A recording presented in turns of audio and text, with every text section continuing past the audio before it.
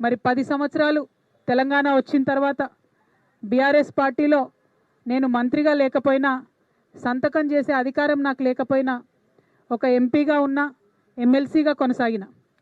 ఆనాడు చాలా సందర్భాలలో మిగతా అమరవీరుల కుటుంబాలకు ఎవరికైతే డబ్బులు అందలేదో వారికి ఇంకో రూపంగా డబ్బులు ఇవ్వాలని అంతర్గత వేదికల మీద అనేక సందర్భాల్లో నేను చెప్పడం జరిగింది.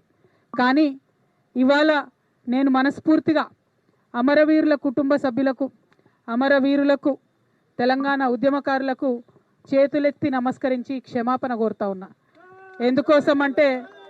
ఎందుకోసమంటే ఆనాడు నేను మీకోసం కొట్లాడినా కానీ ఇంకా గట్టిగా కొట్లాడేది ఉంటుంది, సాధించుకునే వరకు మీకోసం కొట్లాడేది. ఇవాళ నేను కోరేది ఒకటే, మనం ఉద్యమం డబ్బుల కోసం చేయలే, మన ఉద్యమం మనకు ఉద్యోగాలు రావాలని చేయలేదు, తెలంగాణ యావత్తు బాగుండాలి, అందరం బాగుండాలని చేసినాం. కాబట్టే ఇవాళ ఇక్కడ ఈ పవిత్రమైనటువంటి గడ్డ సాక్షిగా, ఈ అమరవీరుల స్తూపం సాక్షిగా నేను ప్రమాణం చేస్తూ ఉన్నాను. ప్రతి అమరవీరుల కుటుంబాలకి 1200 మంది కుటుంబానికి కుటుంబానికి ₹1 కోటి ఇవ్వాలని ఈ ప్రభుత్వాన్ని నేను డిమాండ్ చేస్తూ ఉన్నాను.